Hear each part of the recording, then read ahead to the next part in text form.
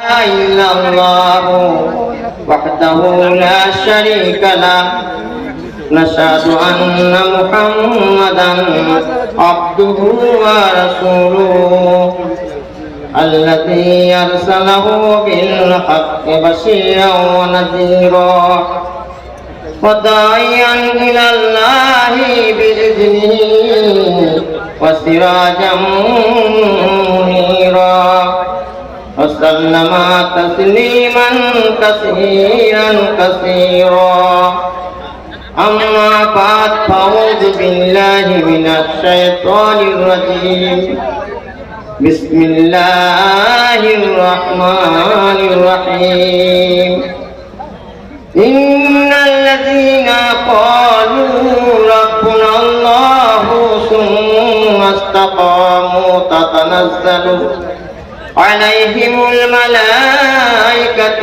ألا تخافوا ولا تحزنوا وابشروا بالجنة التي كنتم توعدون بسم الله الرحمن الرحيم عن ابن عباس رضي الله تعالى عنهما أنه قال رسول الله صلى الله تعالى عليه وسلم ذات يوم إبليس عليه اللعنة كما حبك من أمتي قال 10 نفر أولهم إمام الجاهل والمتكبر والغني الذي لا يبالي من أين يكتسب المال ينفقوا ماذا ينفقوا وعلم الذي صدق الأمير على جونه والتاجر والخائن والمحتكر والزاني واكل الربا والبخيل الذي لا يبالي من أين يكتسب المال وشارب الخمر مدمن عليها ثم قال النبي صلى الله تعالى عليه وسلم فكم أداؤك من أمتي قال 20 نفرا أولهم أنت يا محمد إني عبدك وعلم العامل بالعلم وحامل القرآن أو كما قال عليه الصلاة والتسليم चुहांग रफ्ताने कुनत जाने पाक चेबुल तख्त मुर्दाने चेबारुए पाक সকলে বিশ্বের স্বামী আল্লাহর মহিমা করুণা ও দয়া যার নাই নাই সীমা বিচার দিনের বিভু কেবল তোমারি আরাধনা করি আর শক্তি ভিক্ষা করি সরল সহজ পথে মোদের চালাও যাদের দেখাও দয়া সে পথ বিলাও অভিশপ্ত আর পথভ্রষ্ট যারা প্রভু তাহাদের পথে যেন চালায় না কবু। শ্রদ্ধেয় সম্মানীয় সভাপতি সাহেব, আমন্ত্রিত উলামায়ে কেরাম, তুলাবায়ে হুফাজ, সম্মানীয় দূরবর্তী পার্শ্ববর্তী ইসলামদারী ছাত্রবৃন্দ, পর্দার অঞ্চলে মা এবং ভগ্নীগণ, প্রশংসা মাত্রই সে মহান আল্লাহ রাব্বুল ইজ্জত আলামিনের জন্য, যে আল্লাহ রাব্বুল ইজ্জত আলামিন আজকে পবিত্র রজনীতে এক মহান সভায় সকলকে সন্ধ্যার পর থেকে যাবত পর্যন্ত পবিত্র কোরআন হাদিস শোনার তৌফিক দান করেছেন। সকলে এক বাক্যে জোরে সোরে অন্তরস্থল থেকে বলি আলহামদুলিল্লাহ। তারপরে পরে বিশ্বনবী নবিকুল সম্রাট তাজদার মাদানী হযরত আহমদ মুস্তাফা মোহাম্মদ মুস্তাফা সাল্লাল্লাহু আলাইহি সাল্লামের উপর প্রেমসা দরুদ সালাম বর্ষিত হোক। আল্লাহুম্মা আমিন। আল্লাহুম্মা সাল্লি আলা আল্লাহুম্মা বারিক আলা তাসলিমান কাসীরান কাসীরা। কাবিলপুর গ্রাম আজকে দীর্ঘ 68তম জালসা হচ্ছে, জীবনের প্রথম, কিন্তু গ্রামটার নাম বহুদিন থেকে শোনা ছিল আমার খালুজির মুখে। মাওলানা আবু তাহের বর্তমানে পরিবেশ সুস্থ, আপনাদের মাদ্রাসার সেক্রেটারি সাহেব দীর্ঘদিন থেকে জ্ঞানের আলো এলাকা ছড়াবার ব্যবস্থা করেছেন, ওর সাথে কমিটি বিন্দু একত্রিত হয়ে আল্লাহর কাছে লাখ লাখ শুকরিয়া, এনাদের হায়াতের তাইবা সিয়াতে কুলিয়া কামনা করে আন্তরিক অন্তরে অন্তঃস্থল থেকে আল্লাহ আপনাদের কাছে স্বল্প টাইমের মধ্যে অল্প সময় পেয়েছি, তো গুটি কয়েক কথা কলমা শাহাদাতের যে কতটা ওজন, এইটা কথা বলে আমার বক্তব্য কিছুটা শেষ করব, দুটো কাহিনী বলি শেষ করব। আমি জানি না দূরের মানুষ, পশ্চিমবাংলার খ্যাতনামা বক্তা আমাদের নূর মোহাম্মদ সাহেব এসেছেন, একই জেলা, বাড়িটা 65 কিলোমিটার দূর। নদীর ধারে একটা মানুষ, একটা নদীর ধারে একটা জমি আছে, তো চাষ করতে গেছে, চাষ দিতে দিতে এত বড় একটা বল পেয়েছে, লোহার বল, দেখে লোহার জং ধরে গেছে। খুব ভালো করে বুঝবেন কথা, ভরাক্রান্ত মন নিয়ে বলছি। তারপরে ধুতেছে, দেখছে যে এমনি করে ঘষে দিয়ে দেখতেছি সোনা, নদীর ধার আছে, সোনাটাকে ধুতে গেছে আর নদীতে ফসকে পড়ে গেছে। বলছে ধোয়ার থেকে না ধোয়াই ভালো ছিল। ওই বলতে বলতে এত বড় সোনা, তো 5 কেজি সোনা, কিন্তু ধোয়ার থেকে না ধোয়াটাই ভালো ছিল। ওই বলতে বলতে তার মাথাটা খারাপ হয়ে গেল। যে জিজ্ঞেস করে হাগো জামাই, তো হাগো আব্দুর রহমান, তো চাষ দিতে গিয়ে কি হলো, বাড়ি চলে আসতে গেল? ওই যে ধোয়ার থেকে না ধোয়াই ভালো ছিল। গ্রাম আসছে, শাশুড়ি বাড়ি প্রথম পড়েছে, শাশুড়ি বলছে বাবা কি হলো, যে মনে ধোয়ার থেকে না ধোয়াই ভালো ছিল। ফুলে আর বলছে, ডাক্তার ডেকে নিয়ে এলো, ডাক্তার ডেকে পড়ে ডাক্তার বলে আমার এখন সময় নেই, দিয়ে ডাক্তার আসলো। ডাক্তার আসার পর দেখা টাকা করলো, করে বললো যে ওষুধ দিলাম ছেড়ে যাবে, ফিটা দাও। ওই যে কালকে, আজকে নিলে 100 টাকা দেবো, কালকে নিলে 500 টাকা দেবো। ডাক্তার যাক, কালকে 500 টাকা দেবো। স্ত্রী বলছে তোমার কি হলো? বলছে ধোয়ার থেকে না ধোয়াই ভালো ছিল। দিয়ে দরজাটা লাগিয়ে দিয়েছে, রাত্রে খিলটা এঁটে দিয়েছে, জানালা লাগিয়ে দিয়েছে, বলছে না। দিয়ে এত বড় একটা শিশে নিয়েছে, শিশেতে পানি পড়েছে। বলছে যদি তুমি না বলবে এটাকে আমি বিষ খেয়ে বলবো।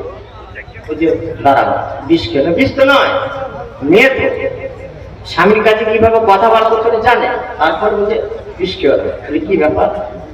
ওই যে নদীর ধারে চাষ দিতে গেলাম, দেখছি নাম বলে ডগে একটা এত বড় বল পেলাম, যে বল, যে দেখছি ঘুষে দেখছি সোনা। ওই বইটা দেওয়াই যায়, সোনাটা কোথায়? শোনো কথাটা বলি। তো বলছি যে দিয়ে তার ধুতি দিয়ে নদীতে পড়ে গেল। মেয়েটা তাকে সোনার থেকে না শোনাই আমার ভালো ছিল। ও বললো ধোয়ার থেকে না ধোয়াই ভালো ছিল, মেয়েটা বলছে সোনার থেকে না শোনাই ভালো। সকালবেলায় দরজাটা খুলেছে, মা বলছে যে কেমন আছিস? সে বেটি বলছে সোনার থেকে না শোনাই ভালো ছিল। জামাই বলছে ধোয়ার থেকে না ধোয়াই ভালো ছিল। ডাক্তার এসেছে, বলছে ফ্রিটা দাও। তখন বলছে যে ফ্রিটা যা অফার হয়ে গেছে, তো এখন তো শাড়ি নেই। তখন ডাক্তার বলছে নগদ থেকে, ধারের থেকে নগদটা নেওয়াই ভালো ছিল। 100 টাকা দিতে চেয়েছিল, ধারের থেকে নগদটা নেওয়াই ভালো ছিল। তা আমার তাই আশা থেকে না আসাটাই ভালো ছিল। কথা বুঝে এসেছে, কথা বুঝেছে। আপনাদের কাছে দুটো কথা বলি। খুব গ্রামের মানুষ, খুবই ভালো মানুষ, এলাকায় প্রভাবশালী মানুষ, জ্ঞানের আলো দীর্ঘদিন থেকে ছড়িয়েছে। মাদ্রাসার থেকে যান পড়ে গেল, আপনাদের বসা থেকে যান পড়ে গেল। আপনাদের জন্য দোয়া করি, আল্লাহ যেন আপনাদেরকে সহি সালামতে এগুলো পনেরোকে যেন ভালো করে রেখে দেন, আল্লাহ আমিন। যারা বয়োজ্যেষ্ঠ এসেছেন, আমার সর্বমঞ্চে বসে আছেন, তাদের জন্য দোয়া করে আন্তরিক আল্লাহ যেন সকলকে এই জারিয়া বানিয়ে জান্নাতে ফেরদাউস নসিব দান করেন, আল্লাহ আমিন। আপনাদের কাছে নবী মুহাম্মদ মুস্তাফা সাল্লাল্লাহু আলাইহি সাল্লাম মসজিদে নববীতে বসে আছেন। বসে থাকার পর অল্প টাইমে 4 ঘন্টা হয়তো 10 মিনিট বলছে, তো মসজিদে নববীতে বসে আছেন। যাতা ইয়াউমিন ইবলিস আলাইহি লানাতু কামা হিব্বাকা মিন উম্মতি। রাসূলুল্লাহ সাল্লাল্লাহু আলাইহি সাল্লাম বসে আছেন মসজিদে নববীতে, আর দেখছেন যে ছুটতে ছুটতে ইবলিস শয়তান যাচ্ছে, ছুটতে ছুটতে টুক টুক টুক টুক করে কুকুর যেমন ছোটে, কুকুরে কোনো কাজ নাই, কুকুর যেমন ছোটে ঠিক সেরকম ছুটছে, খালি ছুটে বেড়াচ্ছে। ইবলিসকে দেখে আল্লাহ রাসূল সাল্লাল্লাহু আলাইহি সাল্লাম বলেন, যাতা ইবলিস আলাইহি লানাতু কামা হিব্বাকা মিন উম্মতি। হে ইবলিস, তুমি দাঁড়িয়ে যাও, তোমার সাথে আমার গুটি কয়েক কথা আছে, তোমার সাথে আমার কিছু ছড়া পরামর্শ আছে। ইবলিস দাঁড়িয়ে গেল। দাঁড়িয়ে যাওয়ার পর বলছে যে কি বলছেন? বলছে আসমানের নিচে জমিনের উপরে কত প্রকার মানুষ তোমার বন্ধু, একবার বলো। বুঝেছে যে কথা? কত প্রকার মানুষ তোমার বন্ধু আছে একবার বলো দেখি। ইবলিস তখন হাসছে, আহা কি সুন্দর কথা বলেছে। যাতা ইয়াউমিন ইবলিস আলাইহি লানাতু কামা হিব্বাকা মিন উম্মতি।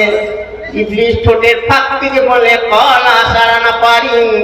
হে নবী, 10 শ্রেণীর মানুষ হচ্ছে আমার বন্ধু। 10 শ্রেণীর মানুষের সাথে আমি নেট ফিট করে রেখে দিয়েছি।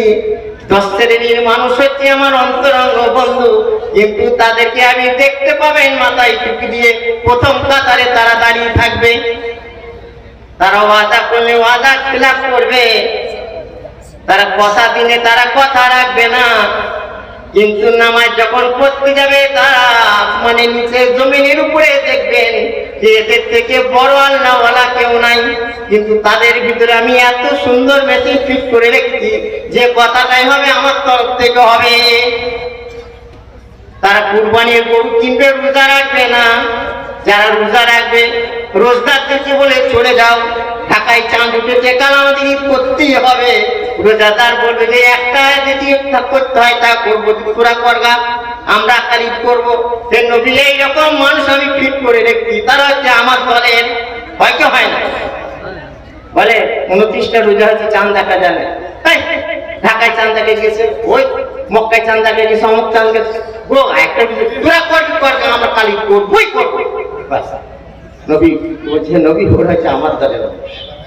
যারা কম করতে চায়, ফজরের আযান হবে, নামাজ পড়বে না, তারা তখন লেপ ঢাকা দেবে, আর সকালবেলায় খুশবু দিয়ে পাঞ্জাবি পায়জামা পরে বেরিয়ে যাবে। তাদেরকে আপনি জানতে পারবেন না যে তারা কোন দলের মানুষ। রাসূলুল্লাহ সাল্লাল্লাহু আলাইহি ওয়াসাল্লাম মনটা খারাপ হয়ে গেল, গমগীন হয়ে গেলেন। আল্লাহ রাসূল বলছেন, এই কি শুনলাম 10 শ্রেণীর মানুষ, তারা কারা কারা? ইমামুল জাইন ওয়াল মুতাকাব্বির ওয়াল কানিউল লাযী লা ইউবানি মিন আইনা ইয়াকতাসিবুল মাল ওয়া ফি মা যাইফিকু ওয়া আলিমুল লাযী সাদ্দাকাল আমিরা আলা জাওরিহি ওয়া তাজির ওয়াল খাইন ওয়াল মুতাকির ওয়াজ জানি ওয়া কিনুর রিবা ওয়াল বাকিলুল লাযী লা ইউবানি মিন আইনা ইয়াকতাসিবুল মাল ওয়া শারিবুল খামরি মুদমিনু আলাইহা। এই 10 শ্রেণীর মানুষ। আল্লাহ রাসূল বলছে, একটু পরে বলো। ফাকামা দাউকা মিন উম্মতি ক্বালা। হে ইবলিস, কত শ্রেণীর মানুষ আসমানের নিচে জমিনের উপরে আমার বন্ধু আছে, জানি বন্ধু, যারা তোমার দুশমন, যাদেরকে পথ আগলে তোমাকে ঠেলে ফেলে দিয়ে মসজিদে যাবে, যাদেরকে কৃপণতার কথা বললে তারা দান শুদ্ধ মাদ্রাসায় দিয়ে দেবে, যারা কোনো খেয়াল করবে না, যুদ্ধের জন্য তারা তৈরি হয়ে যাবে, তারা গলা কেটে দেবে, স্ত্রী বিধবা হয়ে যাবে, স্বামী ছেলে ছেলে কিন্তু এতিম হয়ে যাবে। তারা কত শ্রেণীর মানুষ? না পারান বলছে 20 শ্রেণীর মানুষ হচ্ছে আপনার বন্ধু। 20 শ্রেণীর মানুষ হচ্ছে আপনার বন্ধু, তারা আমার বন্ধু। তারা কারা কারা? জনাবে সরকারে আলম তাজদারে মাদানী মুহাম্মদ মুস্তাফা সাল্লাল্লাহু আলাইহি সাল্লাম বলতেন, তারা কে কে? তোমার যারা দুশমন সে কারা কারা? বলে ফাকামা দাউকা মিন উম্মতি। বলছে সেই উম্মত, সে আমার উম্মত। তারা কারা কারা? বলছে তারা সর্বপ্রথম কেউ আউয়ালু আনতা ইয়া মুহাম্মদ ফাইনুকা। সর্বপ্রথম জানি দুশ্মন হচ্ছে না আপনি, আল্লাহ রাসূল বলেছেন। তারপরে আপনি হচ্ছে সর্বপ্রথম জানি দুশ্মন, তাছাড়া কেউ আসমানে নেই। ওয়ালিমুল আমিলু বিল ইলমি ওয়া হামিলুল কুরআন।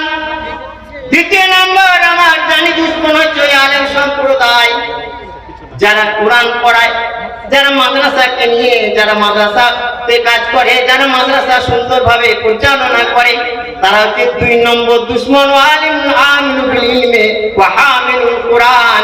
3 নম্বর হচ্ছে আমার কোরআনের হাফেজ, কোরআনের হাফেজ, যারা কোরআনের হিফজ করেছে, আমলের মতো চলে, তারা হচ্ছে আমার 3 নম্বর। আল্লাহ রাসূল বললেন, এবার তোমারটা বলো, এবার তোমারটা বলো। ইমামুল জাহিদ ওয়াল মুতাকাব্বির ওয়াল গানিউল্লাযী। শয়তান বলল, অত্যাচারী নেতা যারা হবে, জুলুমকারী নেতা যারা, তাদের পঞ্চায়েতের প্রধান হবে, মেম্বার হবে, পঞ্চায়েতের প্রধান হবে, মেম্বার হবে, সভাপতি হবে, এমএলএ হবে, এমপি হবে, তার স্টিম রোলার চালিয়ে দেবে। তোমাকে এক কথা বলে কোনো চিন্তা নাই, আমি তোর সাথে আছি। আর ওকে বলবে যে টুকটু লাগিয়ে দে, কোনো ব্যাপার নাই, তোর সাথে আমি আছি, তারা তু মুখস্থ হবে, হয় কি হয় না? ভাই ভাই লাগিয়ে দিচ্ছে। অত্যাচারী, জুলুমকারী, স্টিম রোলার চালায়, রাত্রি অন্ধকারে দেখতে পাবে কেউ নাই। আর অহংকারী ব্যক্তি যারা হবে, আর যারা মাল কামাই করবে, কিভাবে মাল কামাই করছে আর কোনখানে খরচা করছে কেউ জানে না, কেউ জানে না। কিভাবে খরচা করছে, কিভাবে সুদের টাকা নিয়ে কারবার শুরু করে দিয়েছে, সুদের টাকা কারবার শুরু করেছে। সেই সব মানুষগুলো হয়তো বুঝে এরা আমার বন্ধু, আপনি বুঝতেই পারবেন। মাল আল্লাহ রাসূল সাল্লাল্লাহু আলাইহি সাল্লাম জান্নাত, আপনাদের যে জান্নাত, ওই যে আলিমুল আমিল বিল ইলমি ওয়া হামিলুল কুরআন, এর কোরআন এসছে না। এই যে মৌলানা, এক মৌলানা সাহেব এসেছেন হোসেননগরে। মৌলানা সাহেব বলছেন, এই গ্রামে আমার জায়গা ছিল, জায়গাটার মারাই গেছে। তিনি নিঃসন্তান ছিলেন, ডেকে খাওয়াইতেন আর ডেকে খাইয়ে দিচ্ছেন, ডেকে খাওয়াতেন, এটা খাও বাপ, এটা খাও বাপ, এটা খাও, কোথায় যাবে, নিজের ছেলের মতো। এরকম আপনাদের গ্রামে কত 68 বছর কত ছেলে মানুষ এসে বলেন দেখি, এর কি ফায়দা, তো বলবো বলবো একটু শুনবেন। মহাদেব কি বাবা মোদার কাছে জলসা করছি নাকি? হ্যাঁ, আরে মরে গেছে নাকি? এত হ্যাঁ বলবো কি বলবো না? জান্নাত যাবেন কি যাবেন না? তা শুনে রেখে দেন, কোরআন শরীফ বলছে, আল্লাহ রাসূল বলছেন, আপনি নামাজ পড়লে জান্নাত যাবেন। আল্লাহ যখন ফয়সালা হবে, তখন আল্লাহ বলে, যাও জান্নাত চলে যাও। বলে ওই দিকে জান্নাত যাও, ওইখানটা। বলে ওই দিকে বেহেশতে চলে যাও। রোজা রেখেছে, রোজাদারকে ডাকো, ঠিক বেহেশতে চলে যাও। তারপরে বলবেন যে যারা হজ করেছেন, হাজি থেকে ওই দিকে ওই দিকে ওই দিকে ওই দিকে চলে যাও, জান্নাতের রাস্তাটা দেখিয়ে দেবে। ইকরা ওয়ারতাকি ওয়ারাত্তাল কামা কুনতা তুরাত্তাল ফিদ দুনিয়া। যারা হাফেজ কোরআন, আল্লাহ তখন ডাকবে, একটা হাফেজ কোরআনকে দিকে হাতটা ধরবে, দাঁড়াও। হাফেজ কোরআন আলেম ওলামা হাতটা ধরে বলবে, দাঁড়াও, জান্নাত করে জান্নাত আয়, এই জান্নাত আয়, জান্নাত আসবে। হাফেজকে বলবে, ইকরা ওয়ারতাকি ওয়ারাত্তাল, তুই ওঠো, 6666টা আয়াত যতটা তুই পড়বি, তুই করতে করতে করতে করতে দেখবে একবারে উপরে কিছু জনা বসে আছে, কিছু জনা বসে আছে। কারা? যে দেখবে যে আমার মা, আমার বাপ, আমার জায়গির বাড়ি, আমার জায়গির বাড়ি, লজিং বাড়ির মা, লজিং বাড়ির আব্বা। আর কিছু মানুষকে দেখবে, এরা কারা? এই যে আপনারা চিটকুটি দিয়েছেন, সুবহানাল্লাহ, না এই যে 50,000 টাকা সেক্রেটারি সাহেব দিয়েছে, এই যে একজন 60,000 টাকা দিয়েছে, এই যে একজন 5 টাকা দিয়েছে, এই যে একজন 1 টাকা দিয়েছে, বসে আছে। আল্লাহ বলবেন, এদেরকে চিনতে পারছো? বলে হ্যাঁ আল্লাহ চিনতে পারছি। এরা যদি না দিত তো আমি হাফেজ হতে পারতাম না, এরা যদি না দিত আমি মওলানা হতে পারতাম না, এরা যদি না দিত মাদ্রাসার দ্বীপ প্রচার করা যেত না। আল্লাহ বলবেন, যাও, ওদের কিন্তু তুমি জান্নাতে দিবে। সুবহানাল্লাহ। আপনারা সেই দলের মানুষ, আপনারা ভাবতে পারছেন যে আমি কে, আমি কে, আপনার ভাবতেই পারছেন, মোটেই ভাবতে পারছেন না।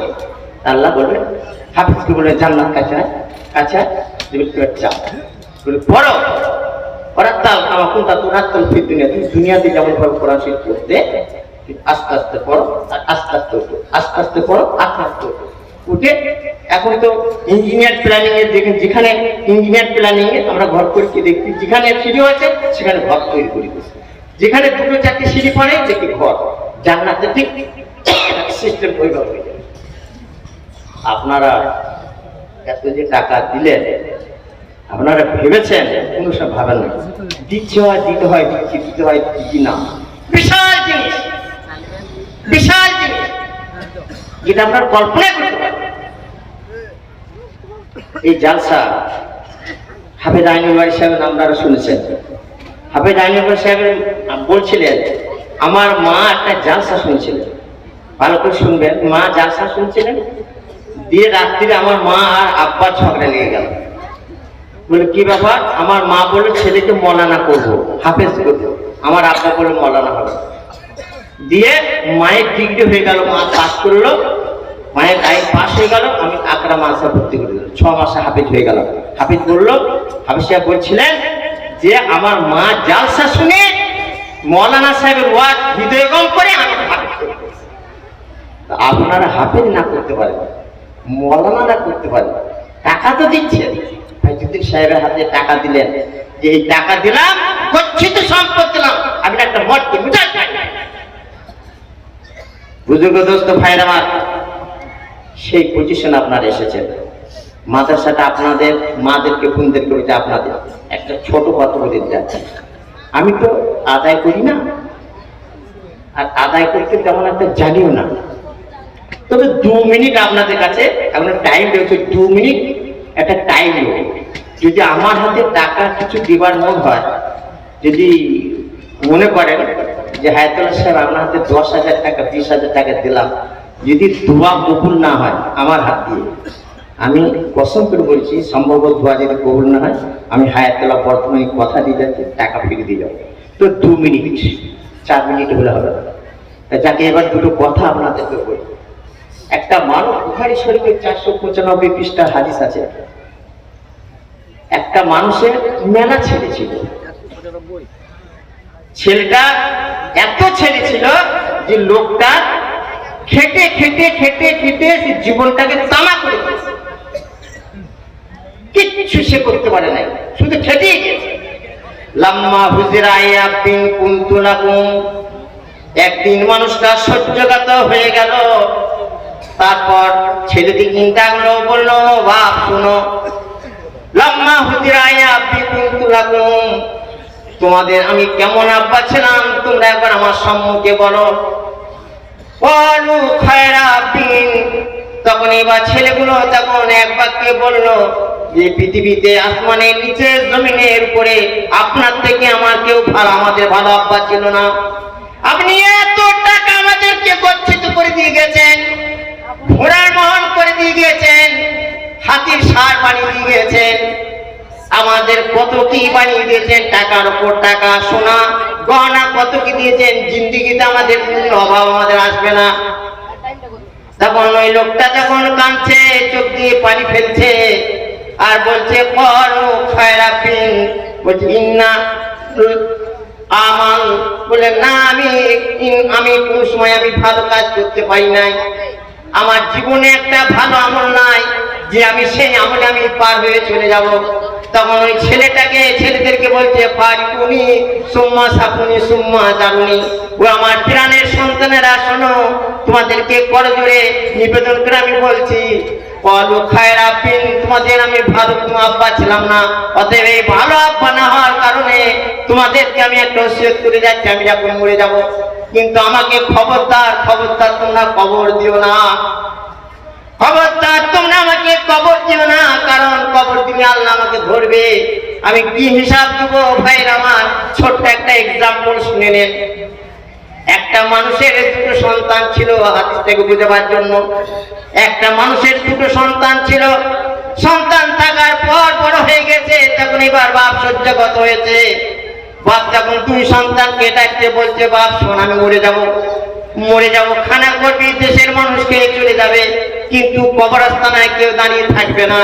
অতএব তোরা এক কাজ করবি, আমি যখন মরে যাব আমার কবরের পাশে তোরা যেন একটা কবর কাটিস। ছেলেরা বললো কেন?